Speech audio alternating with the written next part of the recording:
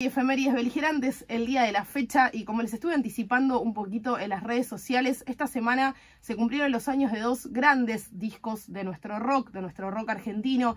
De estos dos discos de los que estoy hablando son Yendo de la cama al living, de Charly García, editado un 28 de octubre de 1982, hace exactamente 40 años, y el otro, La mosca y la sopa, de Patricio Rey y sus redonditos de ricota, editado un 27 de octubre de 1991, hace 31 años atrás, casi pegadito, hace 2 días que se cumplieron estas fechas. Bueno, les quise traer un poquitito, hablar un poco de estos dos discos, tener un recorte, no solamente de datos duros, que eso quizás lo pueden encontrar en todos lados, sino un poco de cosas que quizás no se sepan tanto, para que se estén enterando, para los que tengan ganas y también para disfrutar un poco de nuestro rock. Por empezar, Yendo de la cama al living es el primer álbum de estudio de Charly, el primer álbum de estudio solista. Él venía obviamente de toda la etapa de Sui Generis, de La máquina de hacer pájaros y posteriormente de Serú Girán.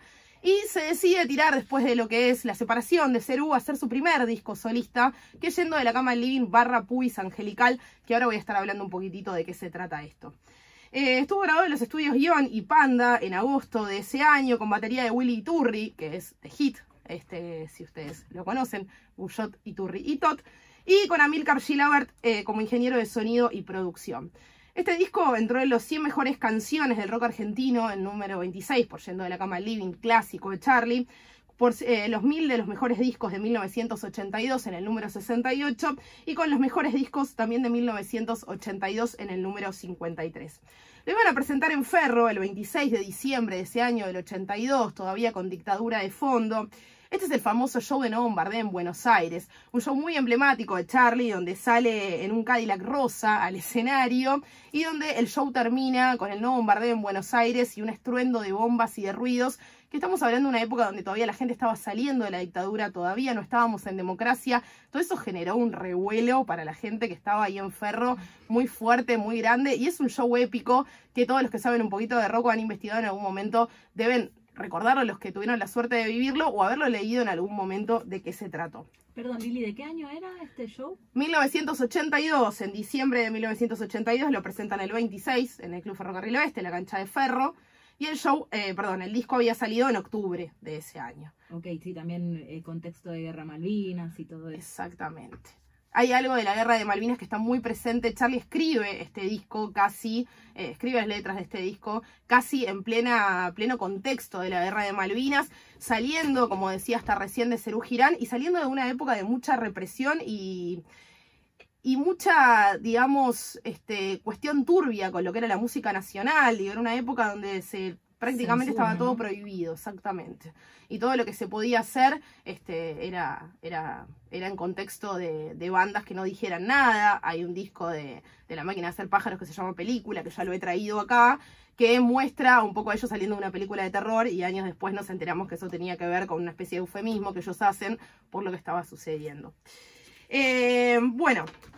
Este disco tiene un sonido, si lo escucharon alguna vez, muy sintético, que tiene que ver, Charly cuenta después una anécdota que dice que se le ocurre todo esto, escuchándolo a Miguel, al hijo de él, que rebobinaba todo el tiempo un tema de un disco de Serú Girán. Y en un momento le dice, no, porque si vos lo rebobinás el sonido cambia, cuando Charly le pregunta qué pasa. Y ahí él se le ocurre toda esta cuestión de los sintes, y de generar este sonido nuevo, también con un Charly que en ese momento es productor de los Twist, es productor del primer disco de Los Abuelos de la Nada. Había algo de un Charly que estaba queriendo relacionarse con estos peinados nuevos, con esta nueva era que estaba sucediendo y que se estaba abriendo en la década del 80. En este contexto se da este disco que, por ejemplo, tiene uno de los temas más clásicos de Charly, que es ni más ni menos que Yendo de la cama al living. Vamos a escuchar un poquito.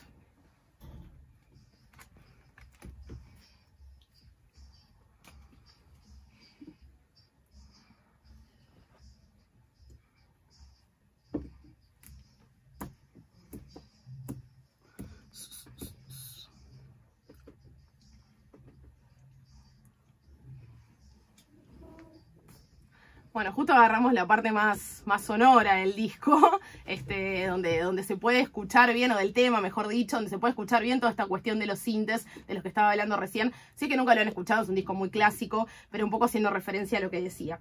Grabó tambor y bombo por separado en el mismo, esto lo cuenta un poco el ingeniero de sonido, que es re loco todo esto, que termina insumiendo solo 130 horas de grabación, en una época donde los discos se grababan en mucho tiempo.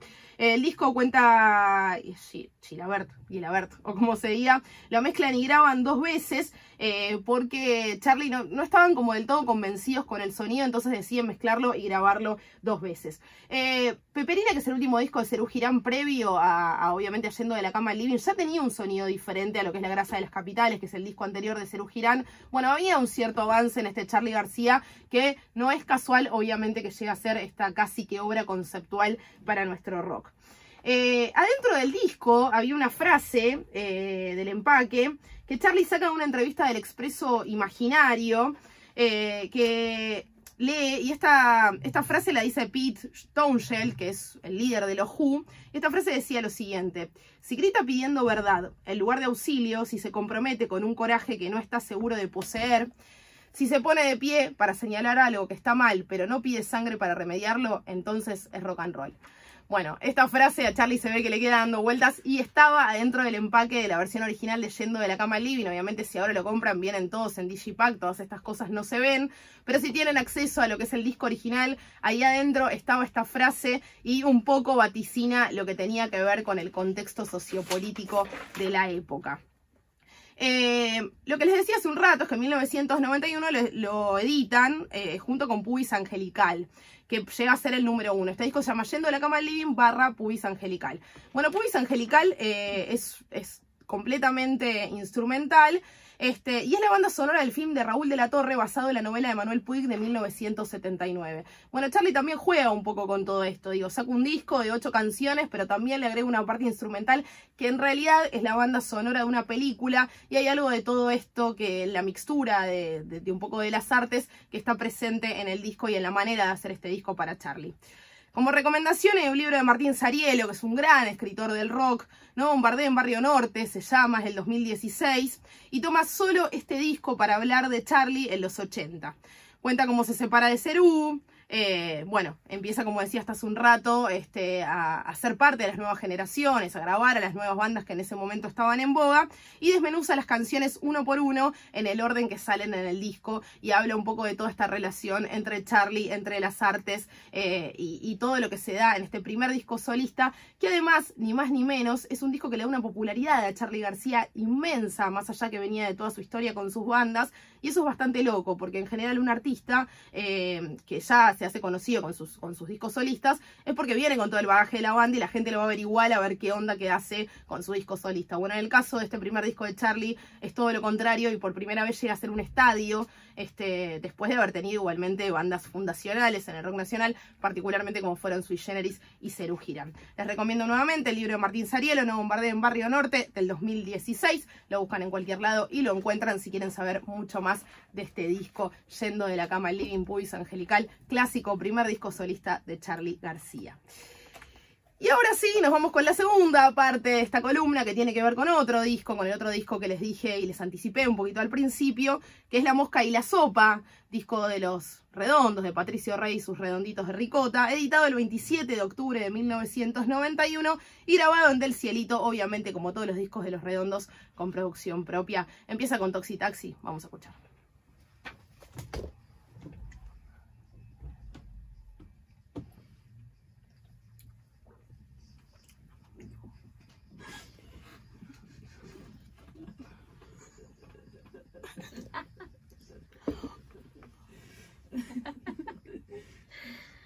Ese los edita.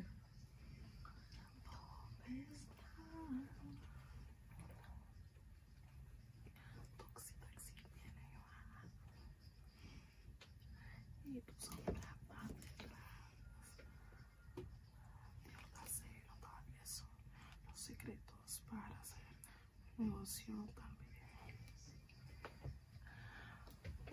Bueno, este disco plagado de éxitos, que es quizás el disco que les da una cierta popularidad a unos Redondos que ya venían tocando en obras sanitarias, que editan este disco en un año muy turbulento para ellos, porque recordemos que en abril del 91, en los recitales de obras, es la fatídica noche donde lo asesinan a Walter Bulacio, en manos obviamente de la policía. Ya he hecho una columna también de esto acá en las efemérides beligerantes, si quieren lo pueden buscar en YouTube.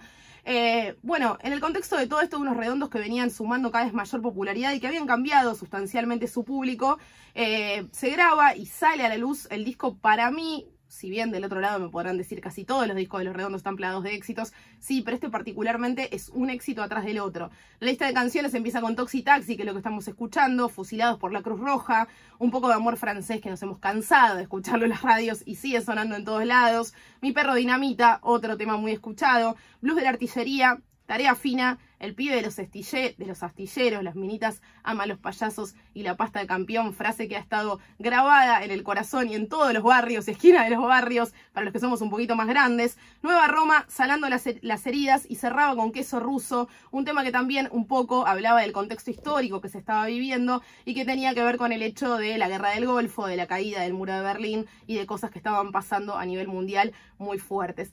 Este disco de Los Redondos un poco cierra lo que es la trilogía más rock and rollera de ellos, por así decirlo, que empieza con Un Bayón para el Ojo Idiota, continúa con Bam Bam que estás liquidado y por último cierra con La Mosca y la Sopa. Después de esto ellos ya iban a hacer Lobo Suelto, Cordero Atado, que es el disco doble que ya les daba un nivel de popularidad gigante, con el cual Los Redondos llegan a ni más ni menos que el Estadio Huracán a presentarlo en el año 94. La Mosca se presenta el 22 de noviembre de 1991 por primera vez en 3 recitales en lo que era el ya desaparecido Autopista Center. Como tienen un montón de quilombos con el sonido, básicamente deciden empezarlo a mudar a otros lados, lo que es la presentación del disco, y lo están presentando casi un año entero, porque terminan de hacerlo recién el 1 de noviembre del 92, y también en ese contexto hacen obras, Microestadio de Lanús en mayo, en julio hacen el Microestadio de Racing, van por Mar del Plata, Rosario, Córdoba, presentando, como decía hasta recién, este disco, que es uno de los discos más emblemáticos de ellos, quizás el más escuchado, quizás el que tiene temas más sutiles al oído para los que no son más ricoteros. Para los que somos ricoteros es un discazo como todos ellos, y también en esto, en lo particular, lo que tengo para decir, es mi disco preferido. Si bien los ricoteros en general eligen Octubre, eligen otros discos más conceptuales, la verdad que para mí La Mosca, como les solemos decir, es una joyita por donde venga. Para cerrar un poco lo que les estaba contando, les quiero hablar de lo que trata del arte de tapa y el arte conceptual de Los Redondos, que estaba muy presente en todos sus discos. Primero, decirles que Rocambole cuenta que hacía rato que tenía guardado un gato momificado. No sé si tienen en la imagen lo que es un poco el librito que venía dentro de La Mosca y la Sopa. Bueno, hacía rato que tenía guardado un gato momificado que había encontrado así en un techo. En ese tiempo, Enrique Sims, que en su momento fue uno de los que hacía los monólogos, en el principio de los recitales Los Redondos, cuando todavía tenían monólogos, era gran amigo de la banda y decidí poner Cerdos y Peces, que es una gran revista de rock de la época que la dirigía Enrique Sims, por la revista donde colaboraba el Indio. El Indio colaboraba en Cerdos y Peces. Estaba también lo de los jubilados, comiendo gatos en Plaza Lavalle, entonces incrusté al gato. En esa época ya había abogados diciéndome que podía hacer juicio por las reproducciones. Nunca me interesó porque en otros tiempos nosotros nos ganamos la vida reproduciendo cosas sin autorización. Si ven todo lo que es el arte de tapa de La Mosca y la Sopa adentro, se ve todo esto de los cerdos comiendo una especie de sopa y toda una cosa muy turbia y oscura que tenía mucho que ver también con la época. Adentro de La Mosca y la Sopa hay uno de los textos del Indio que había salido antes en Cerdos y Peces y que es uno de los textos que le da como un poco el arte conceptual en lo que es La Mosca y la Sopa. Tratando de lucirse, un chancho puede comer un jamón. Siempre revelamos a lo que estamos sometidos. La mosca está en la sopa, aceptémoslos. Sentados a la mesa servidas están nuestros héroes. Esos 3 bombones que creen que arman un gran cacao. Esos que han ganado reputación gracias a los papeles duros y sus muñecos vudú de esa sociedad de espectáculo. El primero de los comensales rechaza de pleno el plato. El segundo quita la mosca del plato y toma la sopa. El tercero exprime la mosca dentro del plato hasta la última gotita y luego come con fruición. Mientras tanto, muy lentamente, se les mete la muerte por donde los monos se meten la manzana. Queridos amigos, la franela no es como la gamuza. Puede que alguna de estas noches no nos encontremos aquí ya. Puede ser cualquiera de nosotros el que se va al pasado. Allí un chimpancé, viejito, atiza el fogón, se llama Dan y es tu gran papito. Ese mono que ríe despacito en la oscuridad. Allí para siempre aprendimos que ciertos fuegos nos encienden frotando 2 palitos. Patricio Rey. Y con esto, por supuesto, cierro lo que fue esa columna. Grandes 2 discos, Yendo de la cama al living, La mosca y la sopa. Disfruten siempre de nuestro rock que tiene un montón para darnos. Gracias.